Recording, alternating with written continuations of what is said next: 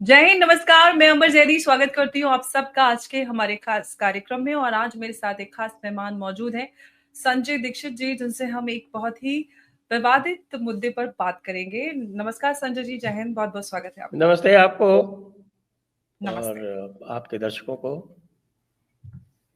संजय जी, हमारे देश में यूं तो मंदिर मस्जिद के विवाद की बात करें तो बड़े बड़े ऐसे मसले रहे हैं जो हल हो चुके हैं, जैसे कि राम मंदिर विवाद जो कि कोर्ट से हल हो चुका है।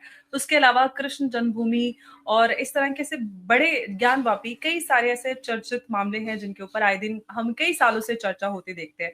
लेकिन आजकल संभल से लेके बदायूं, अजमेर, कई सारी ऐसी जगह चर्चा में हैं जिनको लेकर एक बार ये सवाल शुरू हो गया है कि आखिर हर मंदिर और हर मस्जिद के नीचे मंदिर क्यों ढूंढा जा रहा है? क्या इसका कोई एमिकेबल, कोई peaceful solution with in the constitution framework कोई आपकी नजर में है? कोई जो कोर्ट, कोई एक ऐसा कोई आर्बिट्रेशन कुछ ऐसा करके पार्टी बनाया जाए एएसआई को भी, या उधर इधर से जितने भी हिंदू आउटफिट्स हैं, मंदिरों की सूची लेकर आए कि किस तरह कितने और कितने कितने मस्जिदों के नीचे मंदिर आ रहे हैं, एक बार उन पे फैसला हो। उधर से all India Muslim Personal Law board या इस तरह की ऑर्गेनाइजेशंस हैं, सब मिलकर एक कॉन्स्टिट्यूशनल फ्रेमवर्क में कुछ इस तरह का एक रास्ता निकाले जिससे देश में पीसफुली इस मसले को हल किया जा सके। आप क्या सोचते हैं और क्या बोलते हैं इस पूरे मसले पर? क्योंकि इससे हमारे देश में कहीं ना कहीं एक अशांतिपूर्ण माहौल बनता है। क्वेश्चन बड़ा लंबा हो गया, चलिए I will try to break जी। Into parts. जी। पहली बात तो आपने पूछा कि भाई ये जो है वो मस्जिदों के नीचे मंदिर क्यों निकलते हैं। तो ये साहब ये तो पहली बात तो हमको मुगल आर्किटेक्ट से पूछना पड़ेगा या इस्लामिक आर्किटेक्ट से पूछना पड़ेगा कि साहब ऐसी क्या खास बात थी कि आपको नींव वहीं मिलती थी जहाँ पे मंदिर होते थे। तो आपने कोई स्पेशल डिप्लोमा कर रखा था या स्पेशल आर्किटेक्ट का कोर्स उस टाइम हुआ करता था जो कहता था कि जब तक मंदिर की नींव नहीं होगी तब तक मस्जिद पाक नहीं कहलाएगी। एक तो ये पता करना पड़ेगा। दूसरा जो हिंदू आर्किटेक्ट्स हैं उनसे पता करना पड़ेगा कि भाई आपके पास ऐसी क्या विशेष कला थी कि आप जो है वो मस्जिदों के नीचे मंदिर बना लेते थे। तो ये दो चीज़ें जो हैं इसके लिए मुझे लगता है कि स्पेशल कोर्स डिज़ाइन होना चाहिए हमारे आर्किटेक्चर के जो कॉलेजेस बने हुए हैं। तब उससे ये पता चलेगा कि साहब ऐसी क्या विशेष बात थी।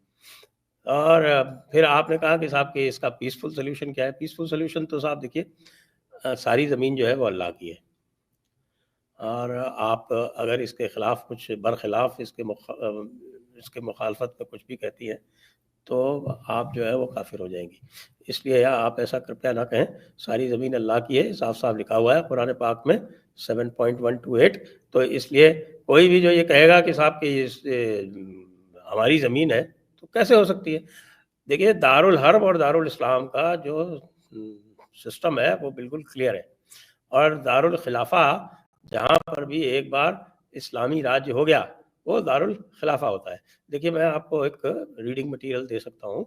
अभी अभी हमने फतावा आलमगीरी की जो वॉल्यूम 4 की बुक 2 है यानी किताबुल वक्फ, उसको अभी अभी हमने हिंदी में ट्रांसलेट करवा के पब्लिश किया है।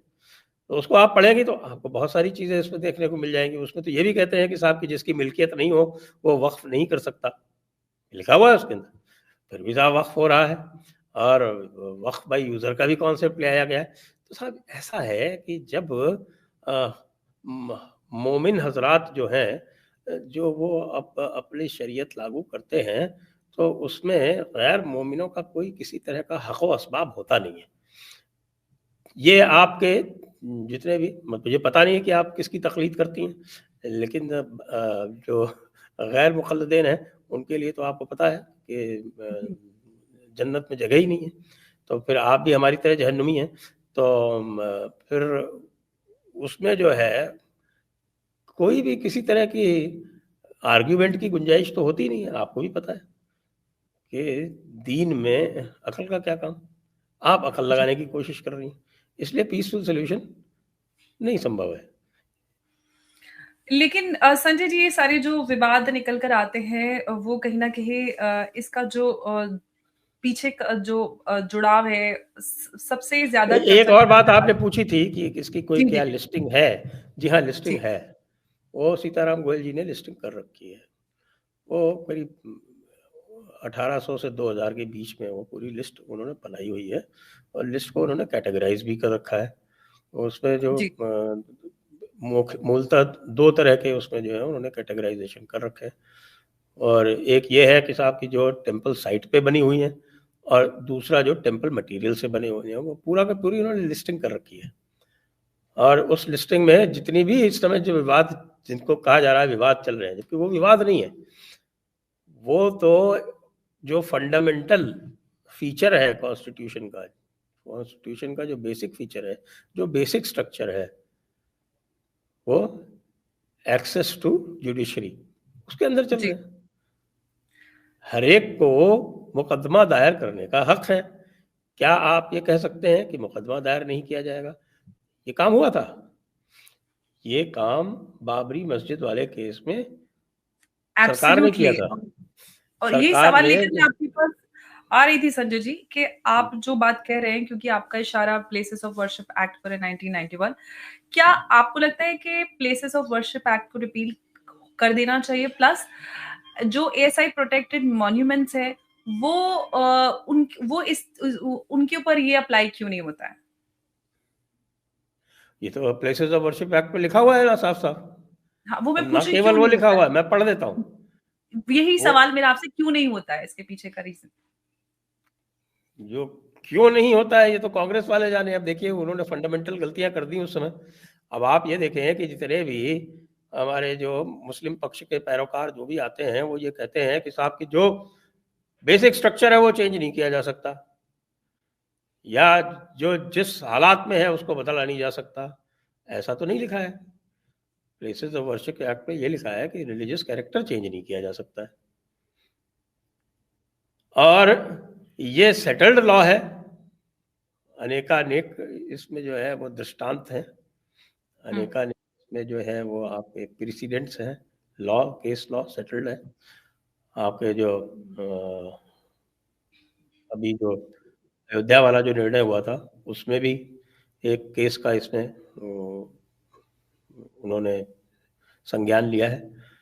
एक राम जानकी डेटीज करके एक केस है, उसको रेफर किया है, और ये कहा है जो जो स्पेस भगवान को डेडिकेट कर दी गई है, डेटी को डेडिकेट कर दी गई, देवता को डेडिकेट कर दी गई, तो देवता इज इमॉर्टल। ये 5 जज बेंच है, एक रामस्वरूप, महंत रामस्वरूप में, उसमें भी लिखा है डेटी इज इमॉर्टल। तो वो मूर्ति जो है वो पूजा मूर्ति की नहीं होती, पूजा डेटी की होती, मूर्ति माध्यम होते। आप मूर्ति तोड़ देंगे, उससे देवता का अस्तित्व समाप्त नहीं हो जाता, वो भूमि देवता की ही रहती है। तो इसलिए यदि यह सिद्ध कर दिया जाए कि यहाँ पर कभी देवता विराजते थे, तो उसका रिलीजियस कैरेक्टर देवता का ही रहेगा। क्योंकि ये भी लॉ है कि जो मस्जिद है या जो कोई श्राइन है, वो मूव की जा सकती है। ये बेसिक मुस्लिम लॉ है। तो इसलिए भाई, और देवता वहां पर जब तक उनका जो है विधिवत विसर्जन नहीं किया गया हो, देवता वहीं रहेंगे। तो रिलीजियस कैरेक्टर जो है वो डिटरमिन करने के लिए सिविल सूट लाई करता है, ये भी बेसिक लॉ है। तो लोग रिलीजियस कैरेक्टर डिटरमिन कराने के लिए सिविल सूट डाल रहे हैं, आप उनको रोक सकते हैं क्या? प्लेसेस ऑफ वर्शिप एक्ट में क्या किया था, जो original places of worship act है, उसमें एक प्रोविजन इन्होंने डाला था कि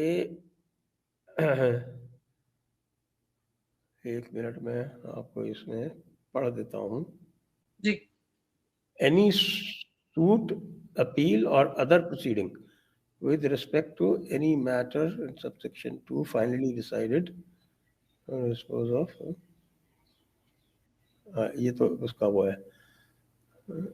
इसमें ये था कि जो बाबरी मस्जिद, हाँ ये है 4 सेक्शन 4 का पार्ट 2।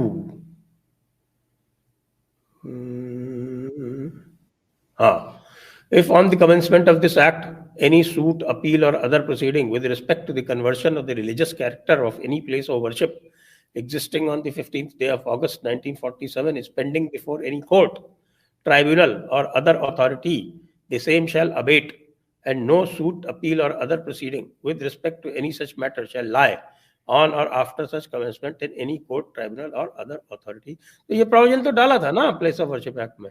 इस जी इकबाल फारूकी वाले केस में सुप्रीम कोर्ट की 5 जजेस की बेंच ने इस पर्टिकुलर प्रोविजन को, प्लेसेस ऑफ वर्शिप एक्ट को चैलेंज किया गया था, उसकी जी कॉन्स्टिट्यूशनैलिटी को चैलेंज किया गया था।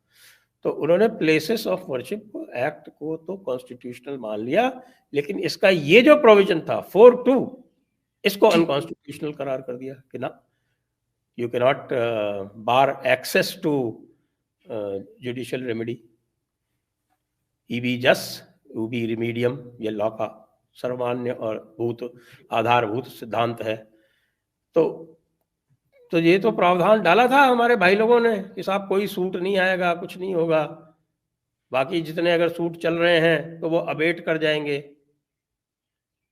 कोर्ट ने मना कर दिया कि नहीं, ये नहीं हो सकता, एंड अनकॉन्स्टिट्यूशनल है। तो अब उसका क्या करो? अब जो लोग जो हैं उस पे ब्याह पे अगर कोई सूट फाइल कर रहा है, मैं कह रहा हूँ कैसा भी सूट फाइल कर रहा है, सही है या गलत है, जी उसका जो बेसिक राइट है सूट फाइल करने का, आप उसको तो नहीं टेक अवे कर सकते कि साहब सूट क्यों फाइल हो रहे हैं। कोई भाई लोग चले गए कि साहब सूट फाइल करने पर रोक कर दिए जा रहे, मतलब लोगों का जो बेसिक राइट है वो कर दिया जाए, शरीयत लागू कर दी जाए भारत में कि साहब मौलाना साहब ने जो कह दिया वो हो गया फाइनल, जैसे कि इस समय जो हो रहा है बांग्लादेश में। जी तो ये मौलाना क्लास है ना, इसका जो है वो क्या कहें इसको, ये पूरा का पूरा मौलाना क्लास है। इसको जब ऑप्शन था, जिस समय खड़े होके लाल कृष्ण अडवाणी जी ने कहा था कि आप 3 छोड़ दीजिए, बाकी पे हम अपना क्लेम छोड़ देंगे, हालांकि उनकी बहुत जबरदस्त आलोचना हुई थी, लेकिन एक ऑफर आया तो था, उसको एब्सोल्युटली भी फेल टू टेक दैट। तो now why are they crying? अब तो जो 1800 है उसके ऊपर तो क्लेम 1800 2000 है लगभग जी एग्जैक्ट। संजय जी, आपने जो जिस प्रोविजन की बात की और यही सबसे ज्यादा डिबेटेड और डिस्कस्ड प्रोविजन है प्लेसेस ऑफ वर्शिप एक्ट का, जिसमें एक कट ऑफ डेट जो आती है उस पे भी काफी चर्चा होती है। जो cut off date of places of worship act है, इस पे आप क्या कहना चाहते हैं? क्या इसको बढ़ा देना चाहिए या इस पूरे एक्ट को रिपील कर देना चाहिए? आपके हिसाब से क्या इसका इस पे होना चाहिए इस पूरे एक्ट को लेकर? मेरे हिसाब से तो इस एक्ट में कुछ भी विशेष करने की आवश्यकता नहीं, it can remain as it is, क्योंकि जो फंडामेंटल है कि religious character is to be decided through hmm civil suit by lending of evidence, hmm वो तो सेटल्ड लॉ है कंट्री का।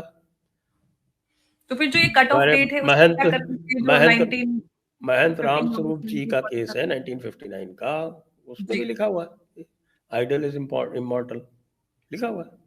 इसी तरह से एक गोविंद देव जी महाराज का केस है 1965 का, उसमें भी है। अभी अयोध्या वाले केस में भी आ गया, उन्होंने तो नाउ राम जानकी डेटीज का उन्होंने हवाला दे दिया, तो उन्होंने भी अप्रूव कर दिया उसको राम जानकी डेटीज का। तो भाई अगर कुछ करना है तो अब now you have to go to a 7 जज बेंच अकॉर्डिंग टू मी। अब तो 5 जज बेंच से काम चलेगा नहीं, क्योंकि इकबाल फारूकी में ये सारी चीजें जो है वो इसकी कॉन्स्टिट्यूशनैलिटी जो है वो ऑलरेडी अपहोल्ड की जा चुकी है। और using the severability doctrine, severability doctrine का ये होता है कि जो आपके जो अलग अलग जो क्लॉजेस हैं वो अलग अलग इनवैलिडेट हो सकते हैं, उससे पूरा एक्ट अफेक्ट नहीं होगा। तो वो सेवरेबिलिटी डॉक्ट्रिन को यूज करते हुए उन्होंने ये जो सेक्शन 4(2) था वो इनवैलिडेट कर दिया, कहा कि ये गलत है, this is unconstitutional, rest of the act is constitutional. So that is what the situation is. Iqbal Faruqui को रिविजिट करने के लिए अयोध्या केस में भी सुप्रीम कोर्ट ने इनकार कर दिया था।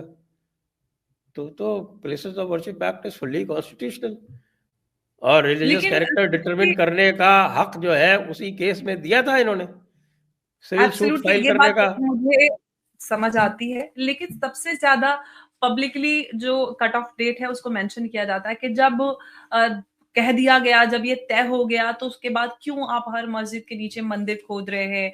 ये तो देश में ये कहाँ कहा गया? अशांति फैलाने ये के कहा लिए। गया कि साहब कि रिलीजियस कैरेक्टर वही रहेगा, तो रिलीजियस कैरेक्टर क्या है ये तो पता करेंगे ना। अगर कहीं पर पूजा हो रही थी, आपने उसको बदल दिया, संभल में 1976 तक कवर हो रहा था, 1920 से वो एएसआई प्रोटेक्टेड मॉन्यूमेंट है। एएसआई प्रोटेक्टेड मॉन्यूमेंट पे प्लेसेस ऑफ वर्शिप एक्ट नहीं लागू होता है। उसके बाद भी उछल कूद कर रहे हैं कि साहब ये क्या कर दिया और हाँ खुदाई करेंगे। अरे खुदाई करने की जरूरत क्या है भैया, एएसआई का है वो, तुम कैसे घुसे, यू आर एन एनक्रोचर। मैंने तो कल ट्वीट किया है, मैंने कहा भाई this should be treated just as a pure encroachment under municipal law, और जिन्होंने एनक्रोचमेंट किया है उनको भगाओ, उनके ऊपर एक्शन लो। इतना सा सिंपल केस है संभल वाला। तो संभल में जो आज की जो एक ताज़ा अपडेट आया उसमें ये मालूम हुआ है कि जो वहाँ पे शेल्स और सारी चीज़ें यूज़ हुई हैं वो पाकिस्तान और यूएस मेड चीज़ें, वहाँ पर जो हथियार और सारी चीज़ें वो मिली हैं। तो ये भी बड़ी चौंकाने वाली बात है कि आम लोगों के बीच में पाकिस्तान मेड चीज़ें कैसे पहुँच गई, हथियार और शेल्स।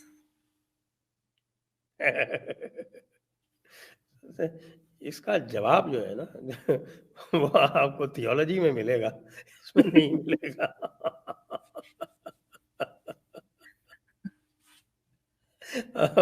संभल का बहुत पुराना दंगों का इतिहास है मेरे पास। मैंने एक रिसर्च मटेरियल कलेक्ट किया है, जी, उसमें मैं भी वहीं है की अमरोहा की हूँ, पास में ही थोड़ी। अच्छा, बिल्कुल पास में हमारे। ही है तो अरे वाह, अमरोहा से ही तो अमरोहा सड़क तो जाती है इधर सीधी संभल को।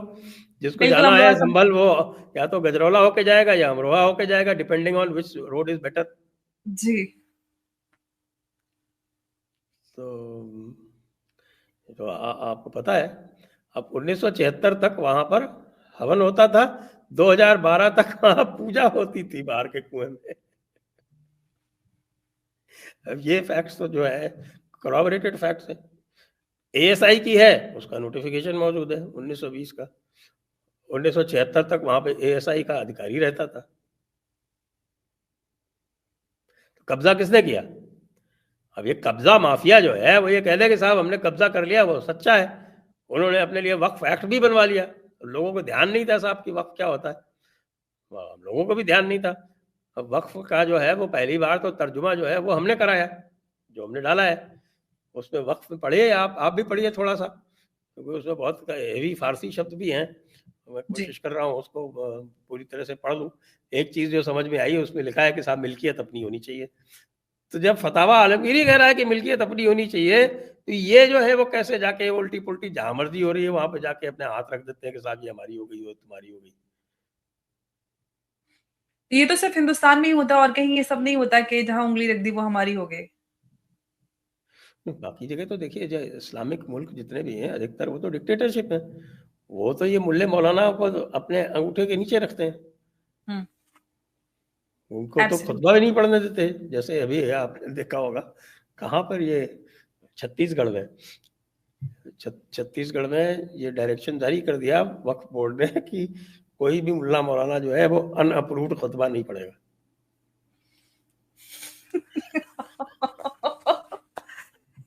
ऐसे कैसे चलेगा। इनकी जो मर्जी होती वो करते।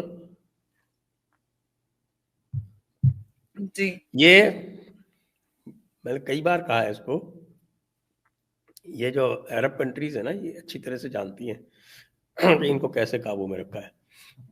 अगर मुल्ले मौलाना को काबू में नहीं रखोगे तो वही होगा जो पाकिस्तान में हो रहा है, वही होगा जो बांग्लादेश में हो रहा है।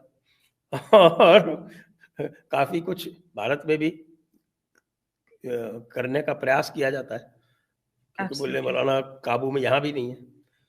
तो इसका बहुत सरल उपाय बताया था ये, मेरे ख्याल से 2017 का एक बड़ा फेमस क्लिप है, अब्दुल्ला बिन नाहयान जो फॉरेन मिनिस्टर हैं अमीरात के, जी। और जो प्रेजेंट जो आपके जो प्रेसिडेंट हैं, जी। जो अमीर हैं जो प्रेजेंट, जी। उनके छोटे ब्रदर हैं। तो उन्होंने ये कहा था कि किसी ने पूछा था रिगार्डिंग टेररिज्म और समथिंग, तो उन्होंने कहा कि look I will tell you and I will tell you in English. Saudi Arab की बात है, तो लोगों ने कहा कि no no we have translation, you can say this in Arabic also. No, no, I will tell you in English so that you understand fully. Okay, look, there will be a time when there will be more terrorists coming out of Europe than the Middle East because of political correctness, indecision, and because the West thinks that they know Islam better than we do. Absolutely, and that is happening. We are witnessing that.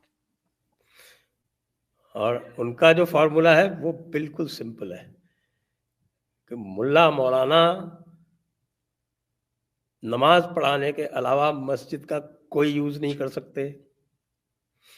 मुल्ला मौलाना कोई भी खुतबा जो उनकी जो ministry है उसकी जो भी religion की जो भी मिनिस्ट्री है उसके द्वारा अप्रूव्ड खुतबे के अलावा कोई खुतबा नहीं पढ़ सकते, और जो कोई करता है उसको टांग दिया जाता है।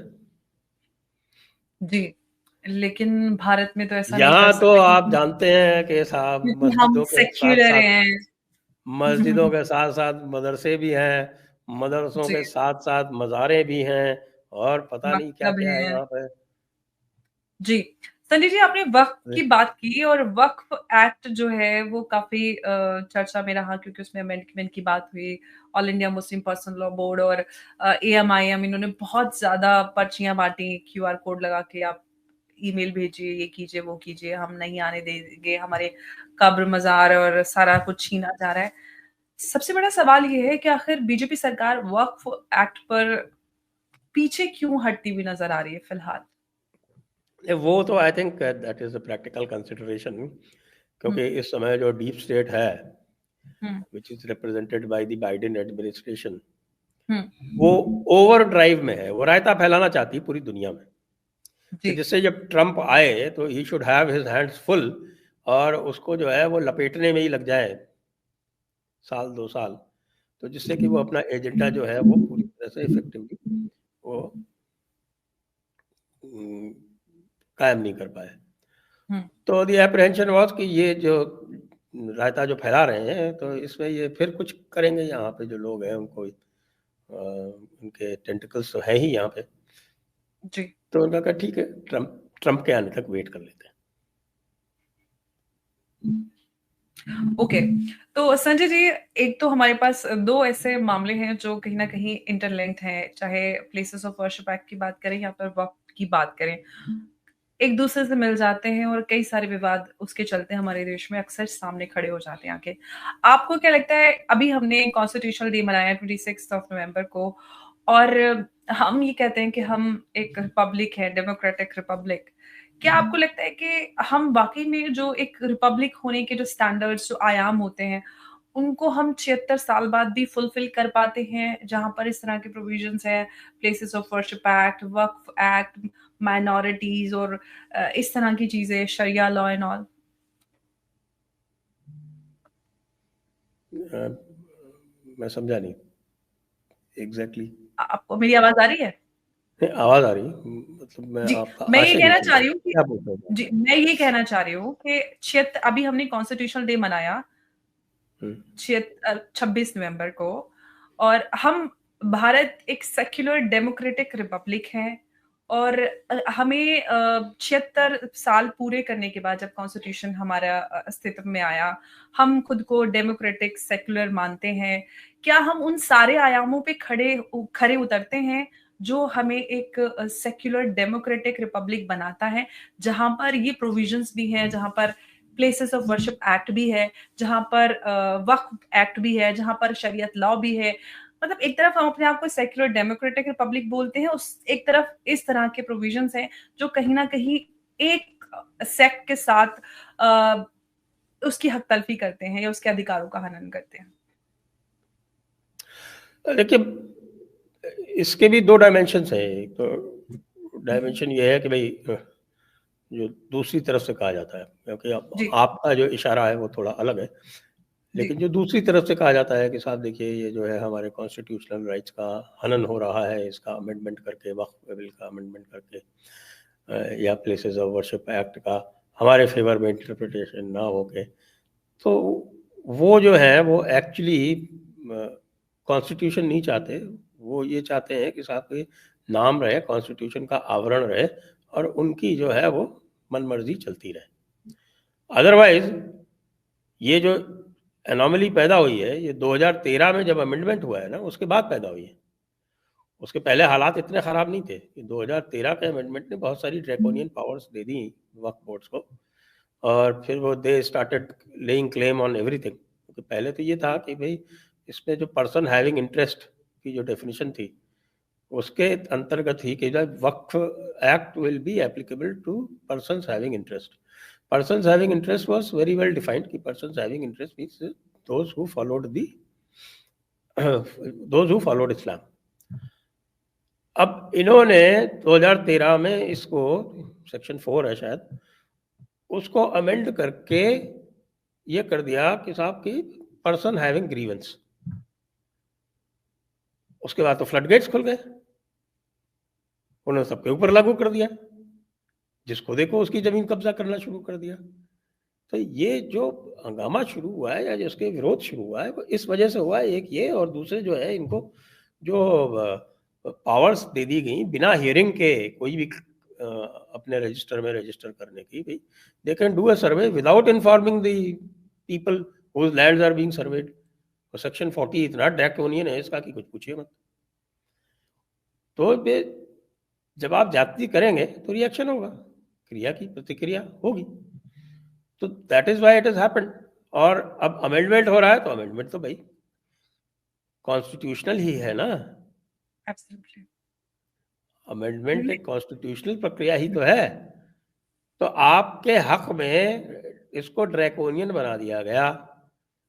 अब उसको अमेंडमेंट करके उसकी जो एक जो ज्यूरिस्प्रूडेंस के जो बेसिक सिद्धांत हैं कि the other person should be heard, no person should B,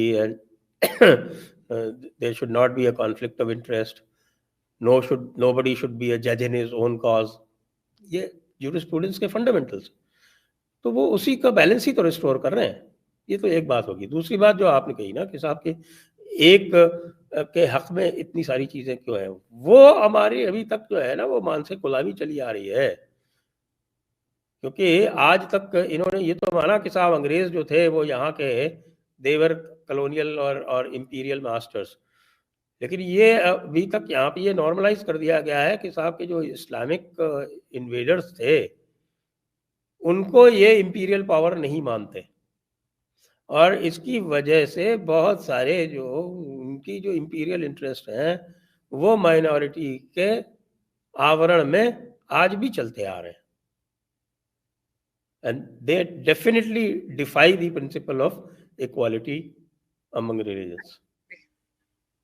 जी, यही इसीलिए मेरा सवाल था कि कॉन्स्टिट्यूशन इंश्योर करता है right to equality to everybody irrespective of caste, creed, gender and religion. दूसरी तरफ हमें इस तरह के प्रोविजंस नजर आते हैं जहां पर जो राइट टू इक्वालिटी है उसी को हम अब वो जो 1937 का शरीयत एक्ट है, जी, शरीयत act is also totally against the constitutional provisions. Absolutely. तो इसीलिए बार-बार सवाल खड़े उठते हैं, लेकिन सबसे बड़ी बात यही है कि और तो बड़े मजे की बात है, वो शरीयत एक्ट अगर जी, आप पढ़े हैं जी, तो उसमें ये जो प्रोविजंस दिए गए हैं ना, तो साहब जो महिलाओं से संबंधित प्रोविजंस है वो तो लागू कर दिए गए, लेकिन जो लेकिन जो आपके उसमें प्रोविजंस हैं regarding estate, regarding will, regarding and agricultural land, partition, agricultural land, वो सब एट योर ऑप्शन है। तो एलिट्स के इंटरेस्ट पूरी तरह से प्रोटेक्ट कर दिए गए उसमें। एब्सोल्युटली। ऐसा बड़ा फ्रॉड किया गया है कि भाई जो है वो खाली की खाली ऐसा लगता है कि it should be renamed as the women subjugation act. Absolutely. और हाँ, इसीलिए कहते हैं कि क्या इस तरह के प्रोविजंस का होना आवश्यक है। एक तरफ हम अपना अरे साहब प्रॉब्लम ये है कि हमारे जो लॉ बनाने वाले हैं जो कि 99% हिंदू हैं, उनके ये समझ में ही नहीं आता। अब ये 5-7 साल से जब से हम लोगों ने समझाना शुरू किया है तब से कुछ ज्ञान आया है। ये जो वक्फ अमेंडमेंट बिल वगैरह जो है ना, वो जो ज्ञान आपने हमने बांटा है उसका आप परिणाम देख रहे हैं।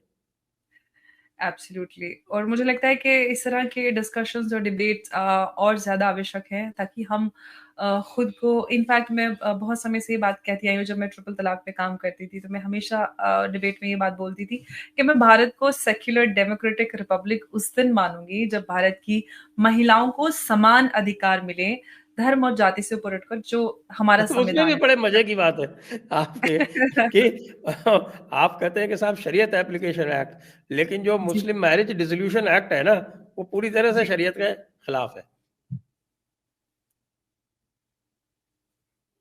उसमें जब शरीयत तो ये कहती है ना कि अगर किसी ने अपना मजहब बदल लिया तो उसका निकाह खारिज हो जाएगा।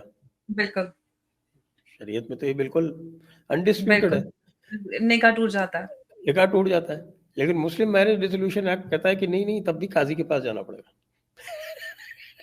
अब मतलब वही मजे की बात ये है कि एक तरफ तो हम सारा पूरा पैरेलल सिस्टम पूरा खड़ा किया हुआ है, जुडिशियल सिस्टम की बात करें जहां पर काजी या शरिया अदालत इस तरह की बातें हों। अब All India Muslim Personal Law Board शरिया अदालत और इस तरह की चीजें चलाता आ रहा है जो असम में काजीज एक्ट रिपील जी। कर दिया उन्होंने। देखिए जरा सोचिए कि हम एक डेमोक्रेसी में एक धर्म के लोग काजी के पास जाएंगे अपनी तकदीर तय करवाने, और दूसरे वाले सालों साल लगे रहेंगे तलाक अप्रूव करवाने के लिए कोर्ट के चक्कर में, तलाक, उनकी पत्नी पहले तो लगा खैर देने। तलाक बिद्दत हो जाता था, एक बार हम्म, में ही 3 तलाक हो जाता था। अभी भी जी अगर एक बार में नहीं होगा तो 3 महीने में हो जाएगा, तलाक एहसन हो जाएगा। एब्सोल्युटली। अब लेकिन अगर उन्होंने कहा किसी चल, महिला को खुला लेना है, उसे काजी के पास जाना पड़ेगा। एब्सोल्युटली वहां पे भी अप्रूवल आदमी का ही लगेगा, जब तक हम्म। पति अप्रूव नहीं करेगा तो औरत का तो खैर कोई से ही नहीं नजर आता। तो बहुत सारी चीजें हैं जो डिस्क्रिमिनेटरी हैं।